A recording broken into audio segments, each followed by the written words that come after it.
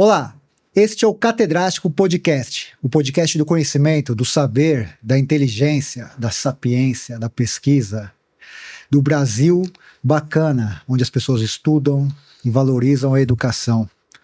E para valorizar ainda mais o nosso episódio, o nosso podcast, a gente tem que trazer convidados dessa categoria, dessa envergadura. E hoje o convidado é um cara que conhece de marcas, de reputação, de estratégia, de uma série de coisas, de rede social, enfim, que a gente vai conversar aqui agora. Marcos Hiller. Prazer, cara, ter você aqui. Obrigado, Rafa. Prazer. Eu agradeço o convite aí. A gente se conheceu na ISPM ali, nos corredores e tal, e você foi um cara sempre que eu admirei, que você tem um recorte das coisas, cara, tudo que você vê, você olha com um olhar diferente da gente. Então, por exemplo, a sua garrafinha aí, tipo, eu olho e não vejo muita coisa, mas você vê o design, a letra, o sentido daquilo, cara. Como que é isso, cara? É uma vida normal ou o pessoal te acha meio esquisito de ver tudo, procurar um sentido assim nas coisas, umas coisas bem aprofundadas? Cara, é vida normal, pelo amor de Deus. Vim de metrô pra cá, feliz da vida, assim como você, assim como qualquer pessoa. Toco a minha vida, tenho meus sonhos, meus desejos, tomo minha cerveja no final de semana, tudo certo. Mas aí, pô, assim como você, eu tô numa trajetória acadêmica, né? E tem que tomar cuidado para não parecer chato, né? Quer dizer, eu tô estudando ali, construindo a minha trajetória, você tá construindo a sua, quer dizer... Mas há um risco da gente se contaminar nesse processo. Eu já tomei algumas chineladas, assim, do tipo... Não queira teorizar tudo, né? É chato, né? Ficar teorizando tudo, né? Você vê qualquer aspecto do contemporâneo, assim, e tentar usar um autor ou tentar teorizar. Isso pode acabar ficando chato, né? Acho que tudo é teorizável de alguma forma, sim, né? Você pode tentar entender qualquer aspecto do contemporâneo sempre a partir de aportes teóricos. Isso é uma técnica que eu uso, né? Um hábito que eu tenho, que é chamado de chatice, pode chamar, mas é algo que me dá nitidez para compreender as coisas, né? Acho que tudo tem um porquê. Se alguém desenhou essa garrafa desse jeito, se alguém adota um comportamento XYZ, eu tenho esse hábito, esse cacuete, né? E espero que você também tenha adquirido isso na tua trajetória acadêmica, Rafa, na intenção de buscar nitidez e clareza de compreensão dos fenômenos do nosso entorno. Busque o jeito que você quiser, incida a luz do jeito que você quiser. Sim. Eu tento entender o que está acontecendo no mundo sob muitos aspectos. Eu tento entender sentando no botequim com um amigo meu, jogando conversa fora. Eu tento entender lendo a mídia tradicional, mídia alternativa. Eu tento entender conversando com a minha esposa. Eu tento compreender o mundo que a gente vive a partir de conversas via WhatsApp. E, fundamentalmente, eu busco entender o que está acontecendo no mundo, nas áreas que me interessam, a partir de autores, e tá tudo bem, né? Mas, de novo, tem que correr o risco, tem que tomar cuidado para não parecer chato esse processo, né? E você sempre foi uma criança perguntadora ou perguntadeira, não sei como que fala, de curiosa mesmo, de tipo... Porque criança geralmente é assim, né? Com muita curiosidade. De por que isso é assim, por que isso é assado. Desde o princípio já foi uma pessoa muito curiosa? Eu acho que sim, eu sempre fui muito curioso. Perguntador eu não me lembro, mas eu sou muito, não sei, tem histórias ao longo da minha vida que são engraçadas, assim. Eu sempre estudei uma época da vida ali, 7, 8 anos, minha mãe me deu um globo terrestre, e aí eu comecei a estudar o globo terrestre e comecei a decorar as capitais dos países do planeta. Eu sabia capital de qualquer lugar, e sabia nome de cidades e tudo mais. Então eu sempre fui muito curioso, né? E acho que curiosidade só traz benefícios, né? Você ser uma pessoa curiosa ali. Então, sempre foi acho que, muito questionador e gostava de entender as questões, né, e fazer perguntas. Tentei estudar inglês o quanto mais cedo possível, perguntava pro meu pai as coisas. O meu pai, ele era um cara bastante culto, né, meu pai, ele era um europeu, vamos chamar assim, o pai dele era alemão, e meu pai tinha hábitos europeus, assim, né, de hábitos alimentares, hábitos hábitos musicais. Meu pai escutava ABBA, meu pai escutava... Então, acho que por conta do meu entorno familiar, eu acabei construindo um repertório que me formou, né? Acho que eu gosto de pensar que todos nós somos o resultado dos nossos encontros com o mundo, né? Sim. Mas como qualquer criança do meu tempo, assistia Trapalhões, quando, né, não preciso fazer média com você aqui, Rafa, mas domingo à noite a vida parava para ver Trapalhões, cara. Eu morava em Belo Horizonte e eu lembro o apartamento que a gente morava lá, eu tenho poucas lembranças, eu vivi lá até os 3, 4, 5 anos de idade, 4 anos de idade. E uma das melhores lembranças que eu tenho da minha afetiva daquele momento é eu vendo Trapalhões com os meus irmãos e meu pai na sala domingo à noite, na sala de TV, né? E, aliás, o cara vindo pra cá, vou fazer uma pergunta pra você rápida aqui, pra emendar. Cara, não sei, é uma comparação, você acha que vai falar que acho que não, mas pra mim é. Ontem eu assisti um vídeo do Didi fazendo uma paródia com o Ney Matogrosso, um vídeo famoso. E, cara, me caiu uma ficha ali.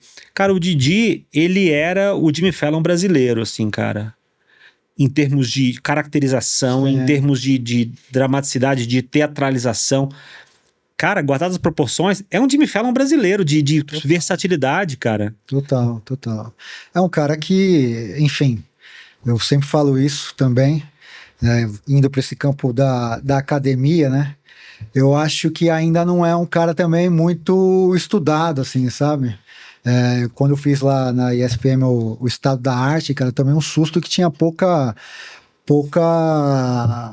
bibliografia, né? Poucas teses no banco ali, dissertações a respeito dos caras e da importância deles, né? Eu acho que no seu caso, por exemplo, né, eu, como eu te falei, eu dei uma diagonal, não deu para ler tudo, tanto da sua dissertação de mestrado quanto da tese de doutorado, cara, são 2 recortes que eu achei super interessante, mas antes de ir para você falar dessas 2 pesquisas, eu queria, né, você estava falando dessa questão da infância, tudo, como que foi para você decidir escolher o curso para graduação, né? Porque é um dos desafios, né? Eu estou agora com uma filha adolescente que vai atravessar esse período, né, de escolher, que é um dos maiores desafios da nossa vida, é saber, tipo, qual que é o rumo que a gente vai tomar. Total. Como que foi para você, assim, dessa transição entre a infância que você estava falando de assistir Trapalhões de domingo e falar, agora a coisa vai ficar séria, eu vou ter que dar um rumo profissional aqui na minha vida. Legal. Assim, eu acho uma certa injustiça, né? Você colocar uma arma na cabeça de um jovem de 17 anos, 16 e pedir para ele escolher a profissão dele, né? É complicado. Ela não tem muito para onde correr, né? Acaba escolhendo medicina, direito, engenharia, pegar onda, virar DJ, o que for, mas geralmente recomendo que a gente faça uma faculdade para ser alguém na vida. Nos ensinaram isso e tal. Então eu acho uma extrema injustiça de cara, né? Eu, particularmente, eu não tinha a menor maturidade para escolher nada, assim, olhando para trás hoje, eu com 17 anos, só sabia querer jogar vôlei e jogar conversar com meus amigos na frente do prédio. A minha vida era basicamente isso, né? E fiz o meu colegial e tal. E aí, por influência do meu pai, frase do Nando Reis, por influência do meu pai,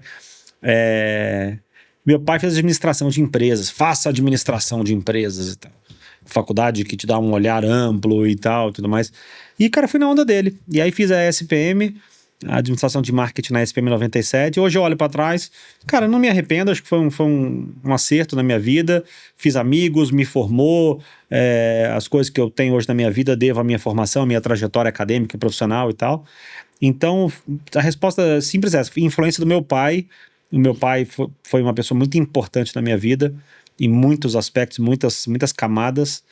E ele me recomendou, eu nem pensei, fui na onda dele e deu certo. Não, que legal, cara. Isso é bacana, né? Porque às vezes a gente não idealiza ou romantiza muito a escolha da profissão, mas foi uma coisa que, de certa forma, nem mirou mesmo, mas foi e aconteceu, né? Aconteceu, é isso. Você trabalhou na área, né? Em várias empresas, inclusive com altos cargos e tal.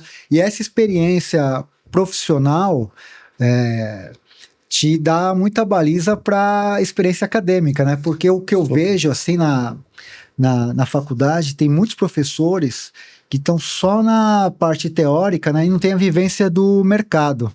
Como que foi para você ter essa vivência do mercado, aliado agora com a vivência acadêmica, científica, e qual que é a importância disso na sua carreira como professor? Cara, acho que os dois lados da moeda tem muita importância, assim. Você pega uma pessoa só teórica, para mim tá tudo bem, não tem problema nenhum com isso, e pega uma pessoa só corporativa e tá tudo bem também, né? Acho que as duas pessoas têm o seu valor, né? É claro que aproximar as duas coisas te torna algo mais, né, um profissional maior, mais interessante, mais amplo, tudo mais e tal. Eu não assumi grandes cargos, eu fui executivo de banco, né, na minha carreira corporativa ali, fiz a minha faculdade, aí entrei num estágio num banco, um banco americano que não existe mais, que o Itaú engoliu. Aí lá eu fui gerente de marketing do banco, entre aspas, e entendi como a coisa funcionava rapidamente ali, como funcionava, né, as lógicas, as engrenagens do mundo corporativo. Eu costumo dizer, né, eu fui entendendo, né, infelizmente, né, no mundo que a gente vive, é tão importante quanto você ser bom, se não mais importante do que você ser bom, é você parecer bom. Né? Eu falo para meus alunos, cara, tenta ser bom e parecer bom. Igual a frase lá, qualquer mulher de César, não basta parecer honesta. Exato. Não basta ser honesta, tem que parecer honesta. É isso, mas infelizmente, é uma frase horrorosa, mas assim, é isso, né? Esse mundo que a gente vive prega isso, né? E eu fui entendendo ali, eu tentava ser bom e parecer bom, e acho que começou a funcionar, e aí fui sendo promovido e tal, e aí virei gerente de marketing de um banco ali com 26, 27 anos, tá? Um bom cargo, um bom trabalho, um bom plano de saúde, aquela coisa toda. E até que um belo dia, aí eu saí fui para outro banco depois, até que um belo dia eu já comecei a dar aula nessa época, já tive vontade de dar aulas, aí até que um belo dia eu falei, cara, pra mim isso aqui perdeu sentido no banco ali, eu me dei um pé na bunda e abandonei o mundo corporativo, pedi pra sair, né, e hoje eu olho pra trás, uma decisão super acertada que eu tomei, assim, não me arrependo em nada. E aí mergulhei no mundo acadêmico, eu já dava aula há algum tempo, comecei a dar aulas, eu não me esqueço, o primeiro lugar que eu dei aula na minha vida foi na Unip, aqui da Rua da Paz, né, e começou a minha carreira ali, aí cada ano foi melhor que o outro, oportunidades aparecendo, até que um dia eu pedi pra sair do banco, aí eu lembro que eu fiquei no Google, 2009 isso, fiquei 3 meses no Google com o laptop da HP que eu tinha em casa ali e tal, caçando contatos de coordenadores de curso do Brasil todo, da Unipipoca, a Uni Teresina, a Uni Piauí, a Uni Maranhão, Uni Araçatuba, e fui tentando, e fui me vendendo. Oi, tudo bem? Eu tô fazendo isso agora, cara. Cara, funciona. Depois eu te dou umas dicas, assim. Tô me identificando com isso. Cara, fiz essa busca e mandei mais de 5 mil e-mails, e 98% aí me responderam, né? E cada um, né, não tem tempo de responder. E começou a chegar convites, cara, do Brasil todo, assim. Eu ofereci uma palestra como um cover do meu trabalho e tal. E eu lembro de uma história que a PUC Paraná, por exemplo, tem um reitor lá até hoje, que é o Paulo Batista, ele falou, cara, vai ter uma semana de administração aqui, só que a gente não consegue pagar nada. Paga tudo do teu bolso, a gente não paga nada. Se quiser vir pra cá dar uma palestra, eu te coloco aqui pra falar. E eu fui, cara, paguei um busão, fui no Tietê, dormi à noite 6 horas no busão, cheguei em Curitiba ali num frio, aquela rodoviária triste e tal, e fui lá, dei minha palestrinha ali, fui embora e tal. E anos depois eu voltei pra dar aula na PUC Curitiba, dei aula durante uns 5, 6 anos lá, aí eu ia com tudo pago, né, e, entre aspas, com hotel, com avião, com alimentação, com um bom cachê e tudo mais. Então você vê, é isso, eu falei, cara, eu tô aqui semeando, né, vou começar a colher daqui a pouco, né? E aí começou a minha vida acadêmica, né? Aí o mundo corporativo eu realmente abandonei, e aí ao longo do tempo eu fui me tornando um consultor, comecei a ser chamado para as empresas de novo, para prestar consultoria. Hoje a metade da minha vida é muito acadêmica, eu sou professor, pesquisador, estou em sala de aula quase todos os dias e tal, e a outra metade eu sou consultor na área de branding, estratégia, marcas e posicionamento e tal. E aí, pô, a minha história acadêmica eu olho para trás com muita alegria, assim, sabe? Do que eu construí até hoje, do que eu consegui, os lugares do Brasil que eu já estive, as pessoas que eu conheci, e de novo, como tudo na vida, né, Rafa? Os golaços que eu fiz, as caneladas na trave, que foram muitas também, né? Fazem parte da construção, né? Cara, fazem parte, né? Eu gostaria se eu pudesse evitar, eu teria evitado, claro. Não é legal dar canelada na trave, né? Obviamente. Não, mas tem que apanhar pra... Não, eu não acredito nisso, né? Acho que tem como não ter dor no processo, né? Tem gente que pensa, não, tem que ter cicatrizes pra você, tem que ser resiliente. Eu não gosto desse tipo de approach. Eu não compactuo com isso. Tem como tentar não ter dor no processo. É possível não ter dor, não ter hematomas no processo, né? Claro que os hematomas te amadurecem, mas afetam a tua saúde mental eventualmente também, né? O meu mestrado da SPM, por exemplo, eu saí bastante impactado, assim, eu saí com alguns hematomas do processo, né? Mas por quê? O processo em si é muito exaustivo, você sabe, né? 2 anos. É uma carga de leitura muito brutal, né? Tempo curto, né? Um tempo curto, o mestrado ele é um pouco mais agressivo, é um sprint, né? A pressão por publicação e você entender, né? As disputas ali, algumas muito tácitas, algumas muito explícitas, algumas muito simbólicas, tal, muito políticas do campo, né? Eu achava que o mundo corporativo era um ambiente de embates. E claro que é, mas o acadêmico é muito maior, né? Porque os embates do acadêmico são muito mais explícitos, muito mais tácitos do que explícitos, Eu né? queria que você falasse disso, cara, que é uma coisa que foi até bacana você falar. Explicar, se aprofundar nisso, assim, cara. Tem um lance mesmo, né? No mundo acadêmico, dessa questão da vaidade mesmo, né? Sei lá, as pessoas se incomodarem às vezes com uma pesquisa que você está fazendo ou com uma ascendência que você está tendo. Como que você enxerga isso? Cara, só isso seria tema de um podcast inteiro nosso aqui, né? Isso existe, né? Isso é fato, né? O mundo acadêmico, em outros ambientes, também acontece, no mundo afora, mas falando do Brasil, que é o nosso ambiente aqui, eu já transitei em muitos ambientes acadêmicos, né? Aqui em São Paulo e em outros estados também. Quando você fala de pesquisa estrito sensu, né? Não esse ambiente acadêmico nosso, da faculdade, do lato sensu. Quando você fala da pesquisa acadêmica, mestrado, doutorado, você acaba resvalando nesses ambientes que, cara, a gente pode chamar, acho que é uma coisa um pouco mais tóxica, assim, sabe? De pedras pelo caminho, sem querer, querendo, você vai coçar a cabeça, você deu uma cotovelada de alguém sem perceber, ou você tomou uma cotovelada de alguém sem perceber, né? E de novo, é muito tácito o processo, é muito tácito, né? Eu não me esqueço que quando eu fui entrar no mundo acadêmico para valer, eu fui fazer uma disciplina como aluno especial numa faculdade X, numa universidade, e aí a professora na primeira aula fala assim, tudo bem, cada um apresenta, fala o nome aí e fala qual que é a pesquisa de vocês e tal. Aí eu cheguei lá, tava chegando no mundo acadêmico, entendendo as lógicas ainda do processo e tal. Aí eu falei, cara, meu nome é Marcos e a minha pesquisa, eu não tenho a pesquisa ainda porque eu tô abandonando o mundo corporativo agora e tô me aventurando no mundo acadêmico, porque a pressão do corporativo era muito grande e eu vim aqui respirar novos ares e aprender e tudo mais. E a professora falou pra mim assim, que legal, então fique sabendo que aqui é muito pior, tá? Obrigado, o próximo colega. Deu a letra, né? Aí eu falei, cara, eu olhei pra câmera assim, eu falei, não, como assim? Que é pior, cara, tá louco, cara? Nada é pior do que o mundo corporativo, do que eu passei em termos de agressividade. Eu tô na sala de aula, vou fazer amigos aqui. Coisa leve, né? Não, cara, e aí hoje... Eu tinha perspectiva como aluno, né? Cara, hoje eu entendo o que ela tá dizendo, assim, né? E fui entendendo ao longo do processo. Porque o mundo acadêmico, ele tem essas pedras no caminho, essa pressão por publicação, pressão por produtividade, de você ter para você se tornar um pesquisador, né, alçar voos, né, conquistar o mestrado e um doutorado, e quando você pega um programa sério como é o nosso, por exemplo, aumenta o nível de exigência, né, de entregar realmente uma discussão ali que para em pé, que tem consistência, uma redação acadêmica cuidadosa e tal, que a tua pesquisa tenha realmente relevância social, né? E nesse processo você vai lidando com pares, com amigos, com professores, com pesquisadores e tal, e vai sentindo todas essas disputas que eu tô falando aqui, né? E a conquista, a burocracia do mundo acadêmico. Eu fiz, por exemplo, o doutorado sanduíche para conquistar minha bolsa, foi um processo muito exaustivo, burocrático, né?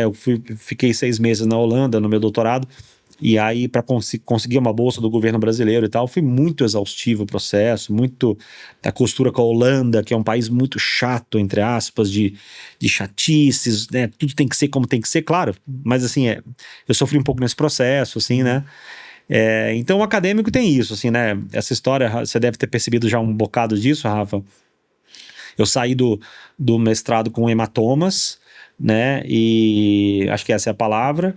E aí tanto é que eu fiquei 10 anos parado, né? Falei, cara, chega, não quero mais mundo acadêmico, vou dar aula só, não quero mais fazer pesquisa acadêmica.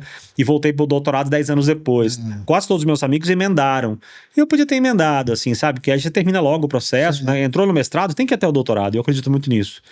E aí, mas eu fiquei 10 anos porque eu fui dar aula, fui viajar, fui pegar consultoria e tal, e fui colocar minha vida um pouco mais em ordem.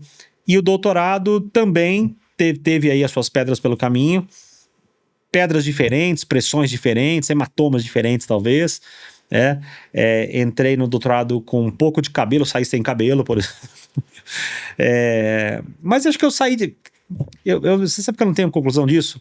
Eu saí diferente como eu entrei, saí melhor ou saí pior?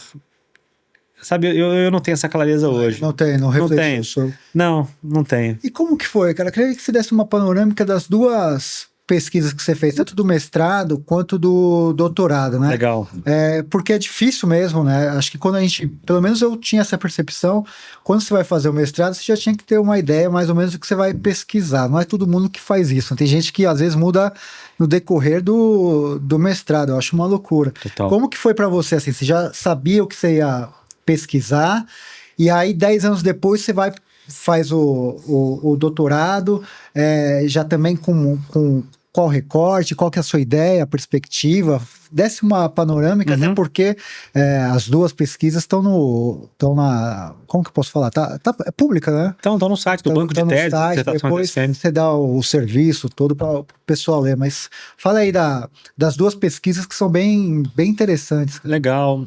Bom, no mestrado eu entrei... Antes de eu entrar no mestrado, eu já tinha aprovado esse lance de aluno especial na USP, né? Você sabe que você pode, né, em faculdades públicas, geralmente, até algumas privadas também, você pode se candidatar a ser um aluno especial. Sim. Quando você entra como aluno ouvinte, você participa das disciplinas, e caso você entre, você pode aproveitar esse crédito ou não e tal. E aí, cara, eu fiz umas 10 disciplinas como aluno especial na USP. Eu fui provado, eu entendi a lógica do processo, aqueles sites da USP meio confusos e tal, abaixava os editais, me candidatei, fazia uma carta convite ali, uma carta de pedido muito cuidadosa e tal. Comecei a ser aceito. Eu fiz disciplinas, cara, na FEA USP, fiz 3 disciplinas lá, da administração e marketing, fiz disciplinas na ECA, fiz disciplinas na FEFELESH, fiz disciplinas na FAO. Acho que foi isso. Então nessas aí. Só não foi na Poli, nem na biologia, nem na física e tal. E aí, foi muito legal, né? Porque eu brinco que assim, o que eu fiz de disciplinas de créditos com aluno especial me tornou já um mestre, entre aspas, ali, né? E foi um barato, assim, tive disciplinas incríveis, umas nem tanto, umas mais atordoantes, umas sensacionais e tal.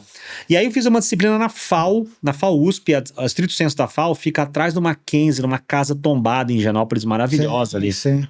Uma casa linda. E aí fiz a disciplina com o professor Lúcio Gomes Machado, que é o professor, ele é filho do fundador da FAO, e tinha uma disciplina dele lá sobre projetos de arquitetura. Cara, entre aspas, nada a ver com a minha área, né?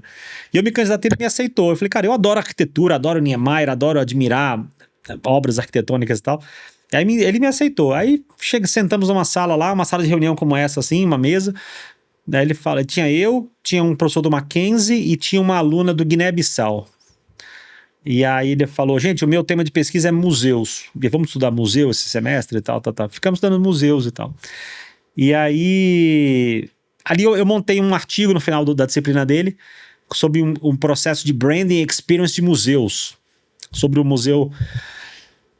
As obras do Niemeyer. Falei sobre o MAC aqui de São Paulo, falei sobre o museu de Niterói, por aí vai. E ali nasceu a minha conversa sobre branding experience de museu. E foi com esse artigo que eu transformei em projeto que entrei na SPM, no mestrado.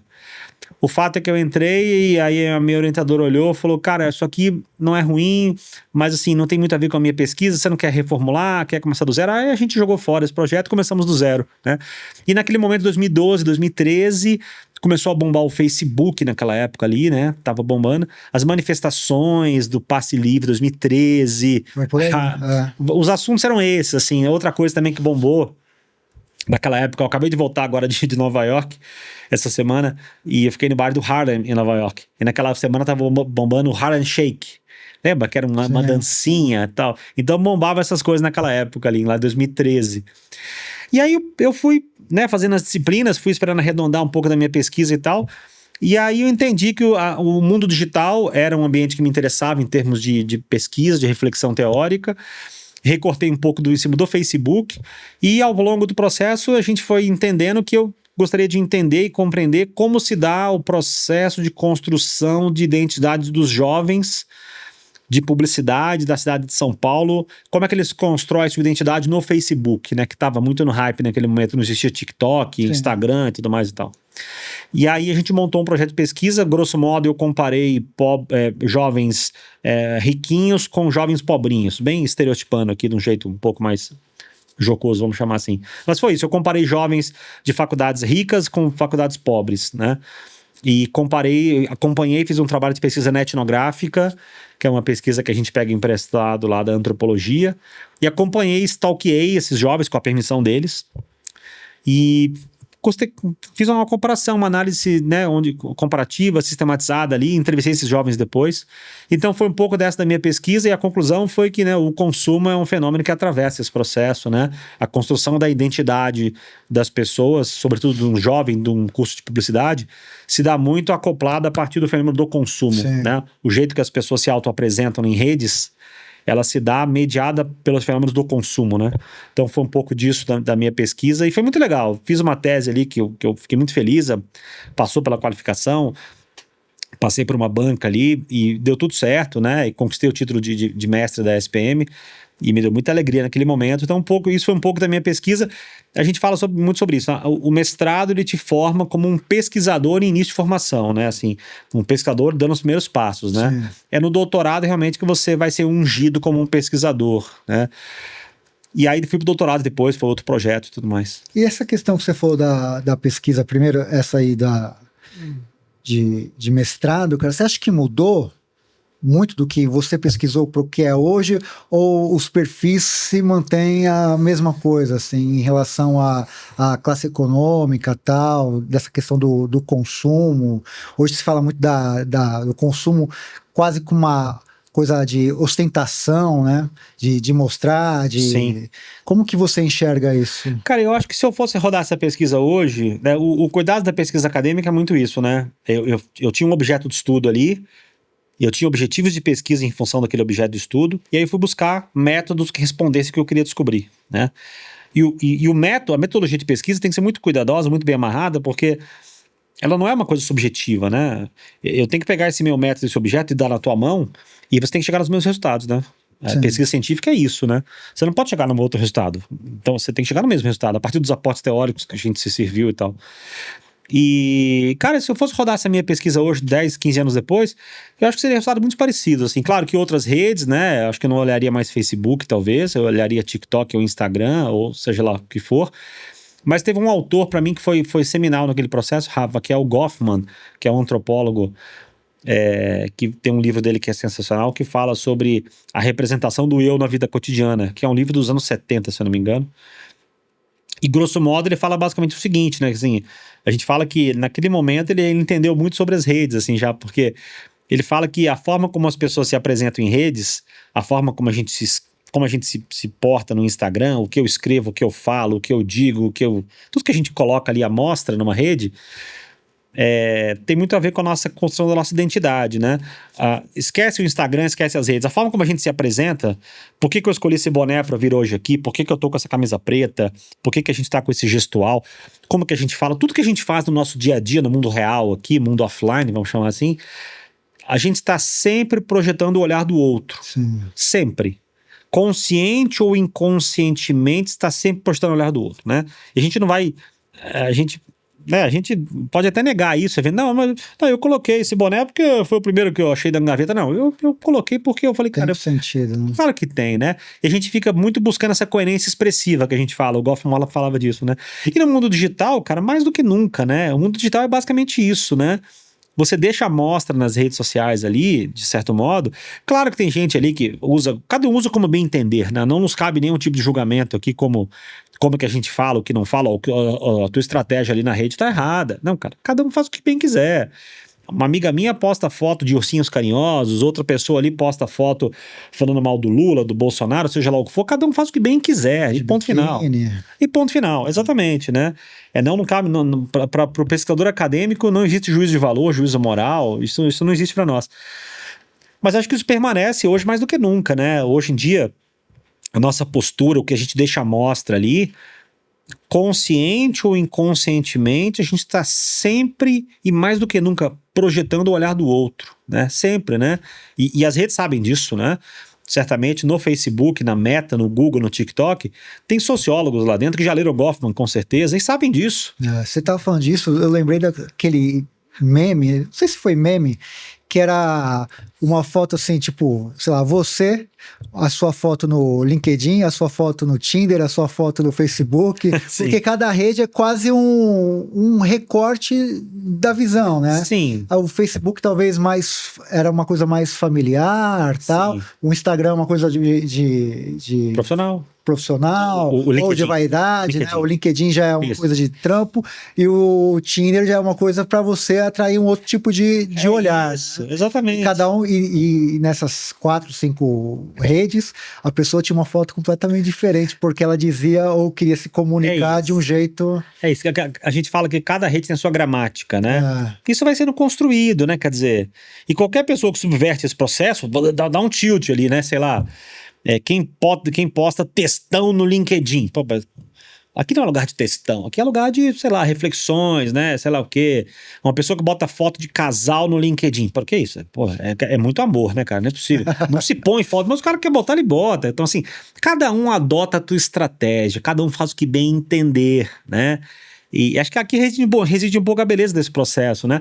Mas, só dando um outro passo atrás, a gente não pode esquecer, né, que as redes, né, e são empresas, né? Você tem grandes, essas big techs hoje em dia, eles colonizaram ali, impressionante, né? A nossa subjetividade, o que a gente escreve, o que a gente posta, ele colonizou o nosso olhar ali, tudo que a gente faz ali, o prato de comida que a gente posta, o candidato que a gente apoia ou não apoia, tudo está sendo, né, astutamente ali capturado, observado, sistematizado, clusterizado para entender melhor quem nós somos e para tentar vender mais coisas para nós, né? O nosso Instagram, por exemplo, cara, virou um camelô digital aquilo, né? Antigamente, a cada 4, 5 posts tinha um anúncio. Hoje, a cada 4 anúncios tem um post. E a gente não para de usar, né? Então, assim, entre nós aqui, ninguém tá escutando, mas, cara, as big techs venceram, né, cara?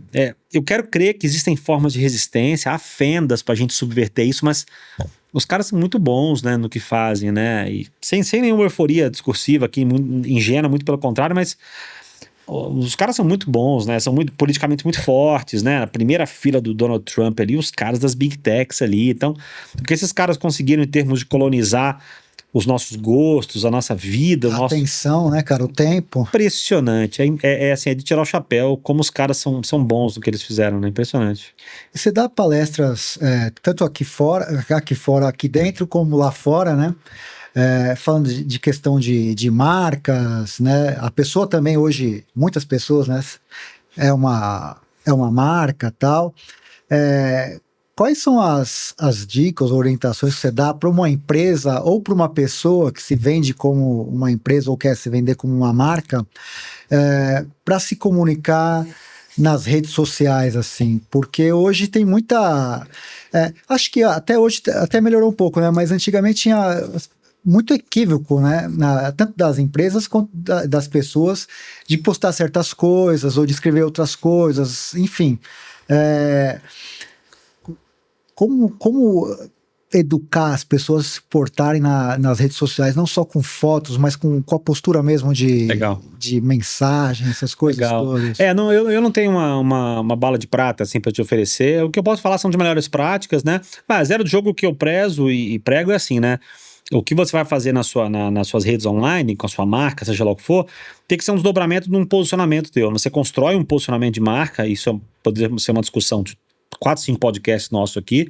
Você define um posicionamento teu, que é um olhar muito claro teu sobre a vida das pessoas e tal, que pode culminar num just do it, num porque isso já faz bem, num não te abandona, seja lá o que for, né?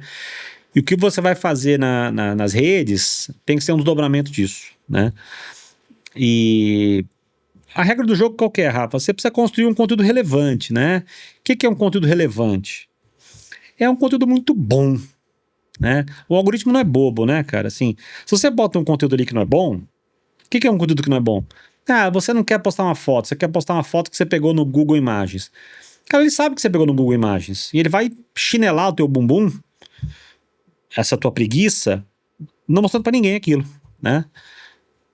Agora, quando você posta um conteúdo muito bem feito, ele entende que você caprichou e vai te premiar esse teu suor, mostrando para mais pessoas. Ele quer que você crie conteúdos muito bons e que faça com que as pessoas que te seguem fiquem mais tempo conectadas na rede. Basicamente, esse é o jogo dos caras, né?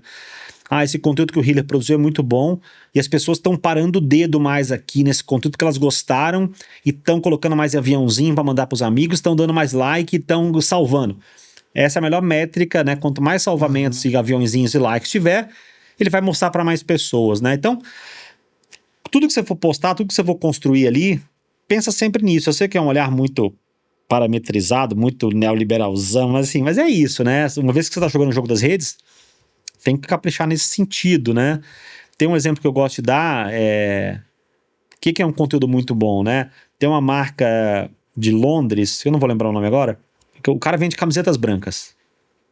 Camiseta branca, cara, por que coisa mais commodity do que isso? Pelo amor de Deus.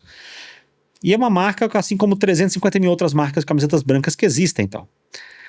E aí parece que no Instagram da marca ou no TikTok, o que o dono da marca faz? Todo domingo de manhã, ele faz uma live dando suco, dando receita de suco detox anti-ressaca. Porque ele pensa o seguinte, cara, o cara que usa a minha camiseta, que é uma bela de uma camiseta, eu acho que esse cara saiu ontem à noite, eu acho que esse cara tomou todas, eu acho que esse cara acordou, ele não tá bem, eu acho que ele tá largado no sofá da casa dele, e eu acho que ele precisa de ajuda. Eu acho que eu vou ensinar esse cara a fazer um suco anti-detox de ressaca. Sabe? Então, assim, destoa do tradicional, né? Essa camiseta é linda, olha só a costura dela, como é legal. Isso qualquer pessoa faz.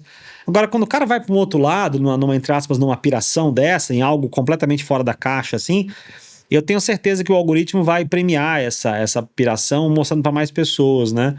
O alcance orgânico hoje tá falecendo. Quem gosta de orgânico parece que é só a Bela Gil, parece. O orgânico acabou, né, cara? Quer aparecer nas redes tem que pagar, né? Não tem conversa. Acabou, né? Ninguém aparece na Globo de graça, né? Quer aparecer na rede tem que parar. Então... Porque é um negócio, né? É um business, cara. Acabou. Não sejamos ingênuos. E ponto final. Engole o choro. O alcance orgânico tá cada vez pior, né? Se é que existiu, né? Talvez. Talvez existiu. Agora mais é tráfico pago. Hoje né? é pago, mas ele existiu. Ele No começo, né? No começo, ele viciou a gente com tráfego orgânico, né? Tudo que a gente postava, todo mundo via, né? Até que um dia ele falou assim, pera, sabe o que é o seguinte, pessoal? É como uma droga, você tá querendo dizer assim, tipo, o traficante oferece, o cara experimenta, gosta, até que vicia, fala, agora tem que pagar, tipo isso? É uma metáfora horrível, mas é bem isso. Ele aliciou a gente com drogas mais leves. Depois que a gente tava doidão, ele chegou com a bandeja de cocaína. Mas é isso, né? E antigamente, tudo que a gente postava, todo mundo via. Até que um belo dia, qual que é a justificativa que eles falavam, né? Tinha um amigo meu que tava no Facebook na época, olha que os caras são tão bons, que eles falavam assim, pois é, pessoal, eu não vou poder mais mostrar no teu feed tudo que as pessoas que você segue postam. Sabe por quê? Porque vai virar um caos, você não vai dar conta de ler tudo. Porque se eu vou mostrar pra você 100% de tudo que as pessoas postam, você não vai dar conta, desculpa, cara. Então, assim, vou ter que selecionar o que você vai ver. Muito espertos, caras, né? No final do dia, quem pagar mais aparece, ponto final, né? É muito isso, é uma lógica muito mercantil, muito mercadológica, né? E acabou, assim, engole o choro, né? Uma lógica de mercado, de livre mercado, né? Mas aí eu ainda insisto que é isso, assim, eu falo para meus clientes, né, da minha empresa e tal, tem que ser relevante, tem que caprichar. O meu post que mais viralizou esse ano, por exemplo, organicamente falando, eu tava em casa um dia e falei, já sei, peraí, preciso produzir conteúdo aqui para ativar minha audiência, para vender meus projetos, meus cursos, tal. Aí eu acho que eu vou fazer um duelozinho de livros, sabe aquela coisa? Sim. De autor, livrinho, Eu tive uma ideia do que eu ia fazer, escrevi o duelo que eu ia fazer dos livros ali, livros de branding, na minha área que eu estudo. Montei ali, em meia hora eu montei o roteiro, em meia hora eu gravei, fui direto na gravação, eu acho que eu tô cada vez melhor em acting, tal, de vídeo e tal.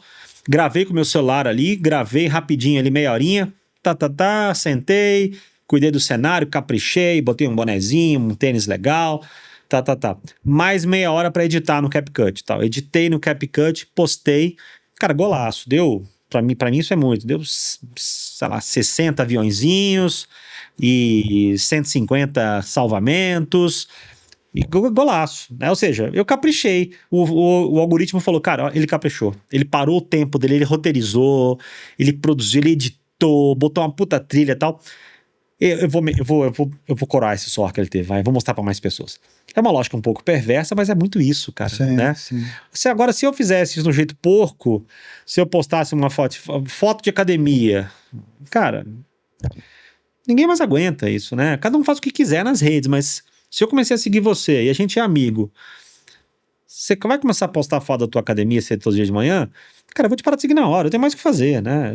Eu tenho mais o que fazer do que ficar acompanhando teu ritmo de malhação diário, né? Tem gente que gosta, eu acho, pra mim não faz o menor sentido. Então, é isso, né, cara? Essa disputa, essa lógica de buscar. E o que eu vejo, né, cara, depois você vai dar o seu serviço aí nas suas redes sociais, assim, o seu público é um público muito engajado nas coisas que você fala, debatem mesmo, né, você levanta as questões lá e dão opinião e tal. Você encontrou um público bacana, né, para se comunicar e trocar ideias do tema que você pesquisa e trabalha, né? Cara, eu tenho a minha comunidade, né? Não é uma comunidade formalmente construída, mas eu tenho a minha comunidade, tenho ali 15 mil seguidores e tal. Eu falo que eu sou um micro influenciador e tal. E eu elegi meus temas, né? Que eu estudo, que eu converso, né? Profissionalmente falando, branding, pesquisa, consultoria de marca, posicionamento, tal. E academicamente falando, o meu último tema de doutorado foi o trabalho, foi uberização e tal. E tem pessoas que me seguem, tem pessoas que pararam de seguir, mas continua ali um grupo de pessoas que acaba acompanhando as coisas que eu escrevo, os que eu produzo, né, que seguem minha newsletter, o meu Substack, que seguem o meu canal do YouTube.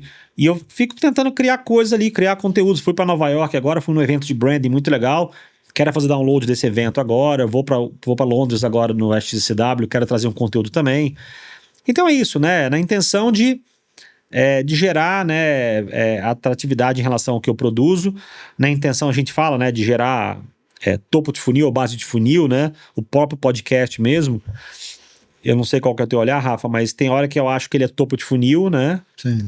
Quem nunca te viu na vida vai acabar te conhecendo.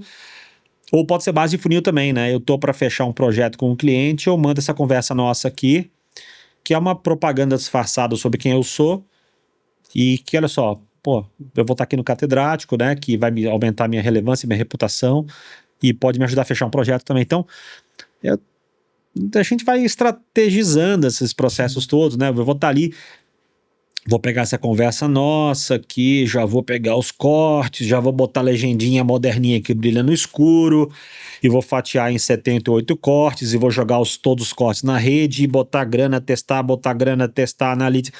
Hoje é isso, né, cara? Então tem que jogar esse jogo, né?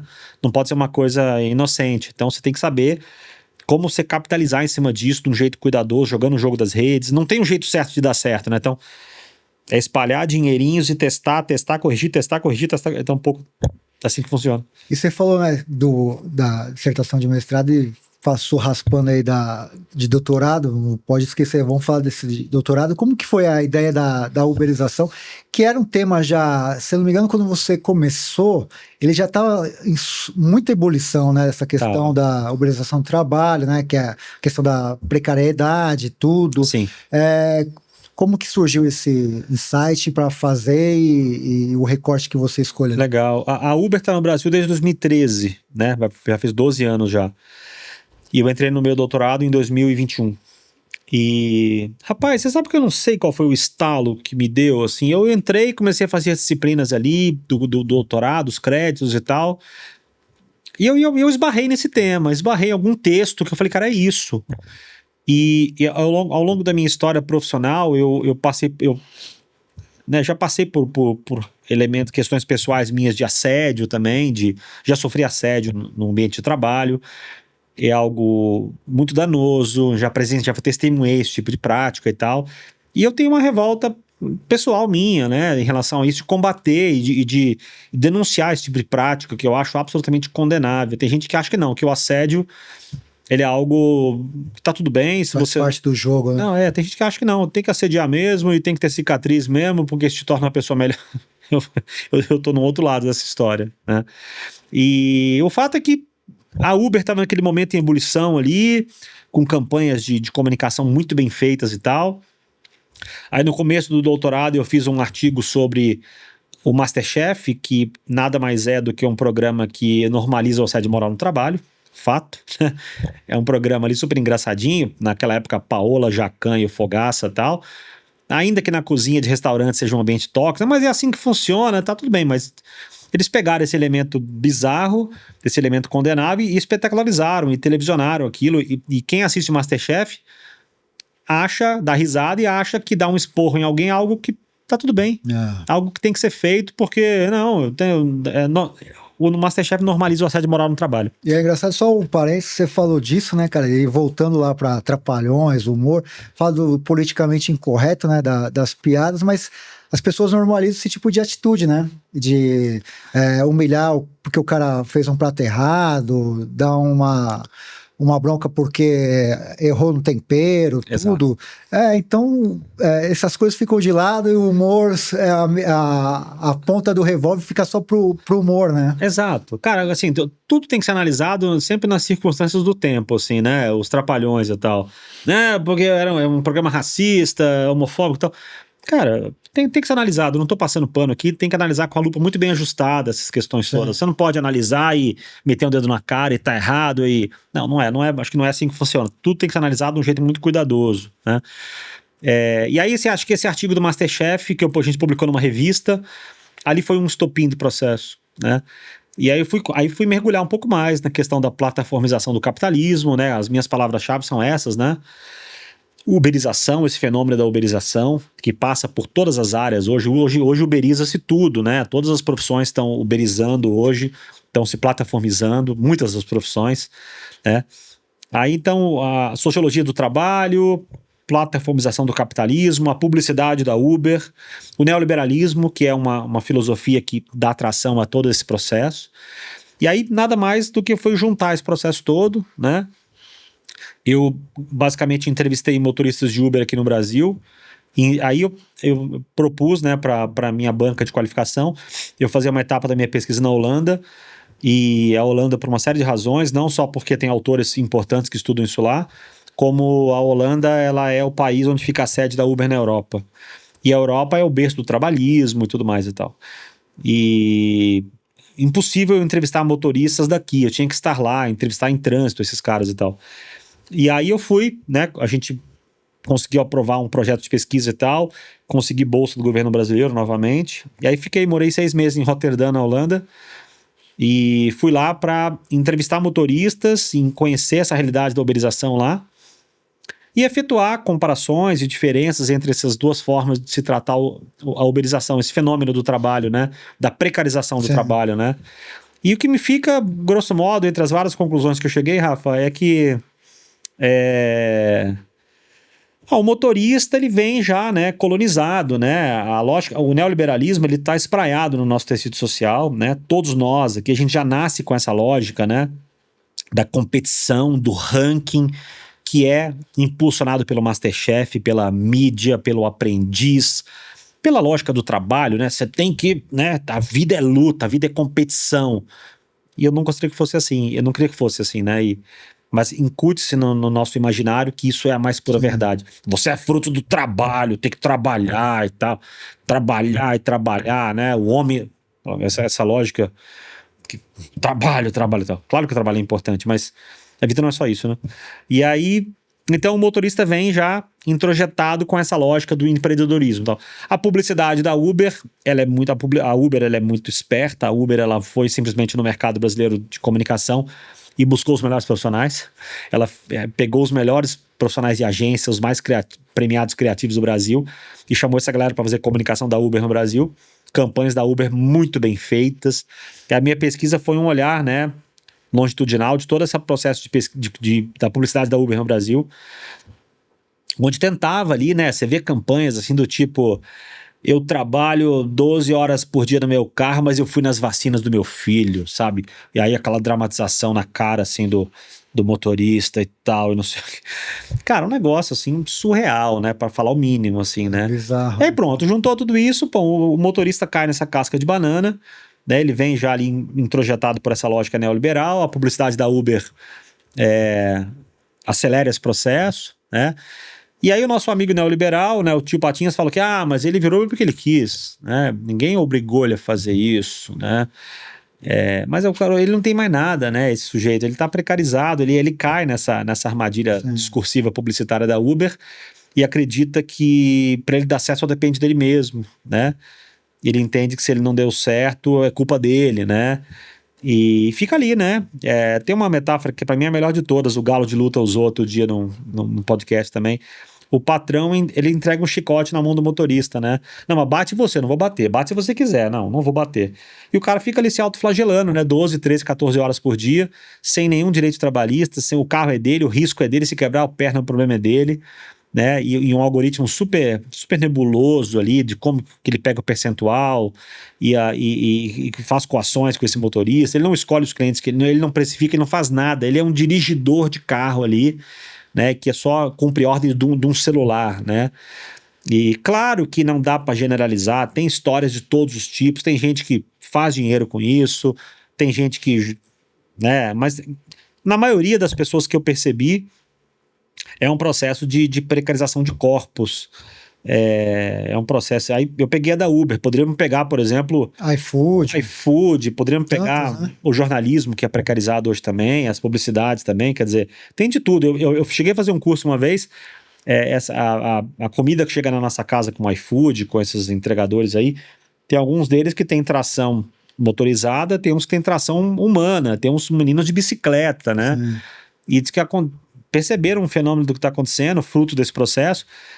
Um menino trabalha num bairro como Jardins, por exemplo, que é um bairro cheio de subidas e tal, de ladeiras, e para você subir uma ladeira com uma bicicleta, você não só tem que ter força na perna, como tem que ter força na mão, você tem que segurar o guidão ali, né, de um jeito, e que essa molecada tá trabalhando tanto, e quando vai fazer exame de sangue, por exemplo, não consegue nem ter mais sangue no dedo, cara, isso que perde, entre aspas, a pressão do sangue na mão, não consegue, você vai ter que furar o dedo que não sai sangue, do tipo...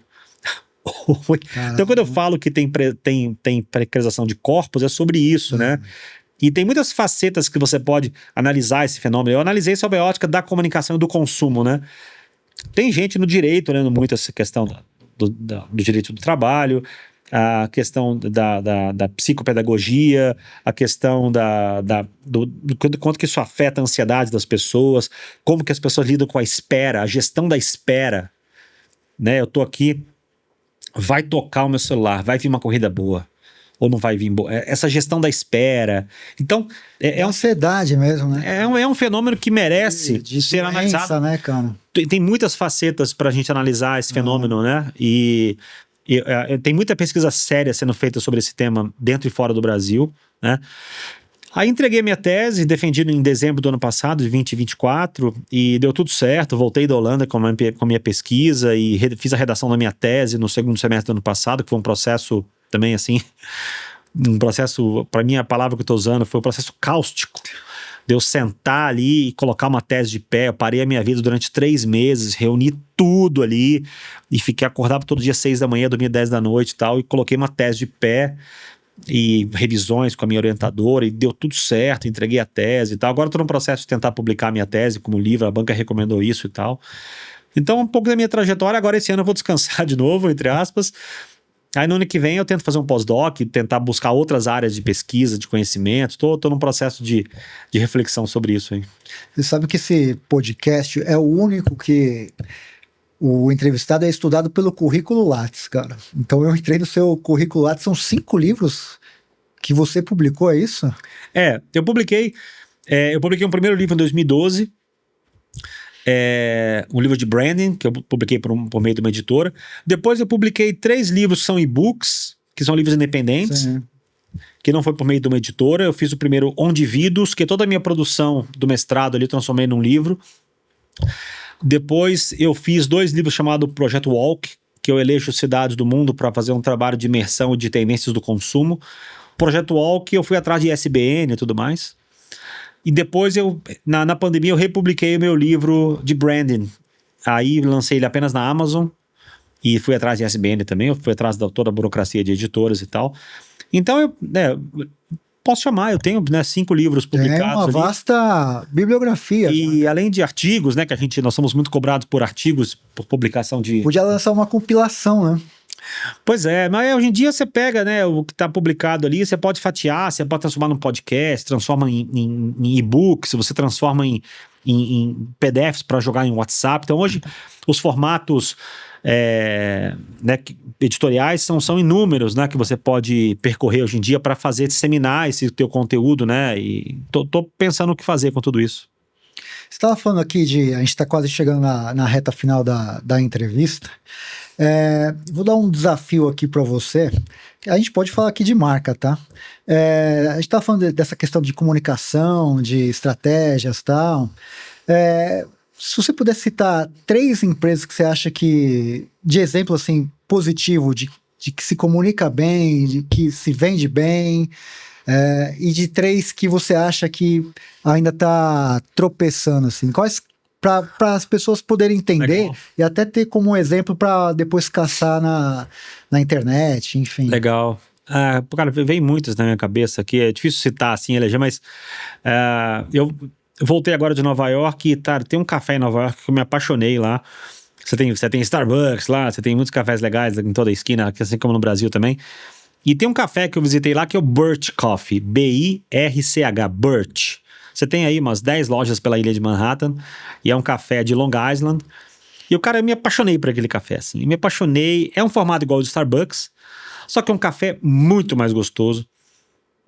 Uma xícara maravilhosa. Um banheiro limpo, uma cadeira muito confortável, atendentes muito bem treinados, e você podia comprar acessórios e comprar grãos. Comprei alguns grãos do Brasil maravilhosos lá.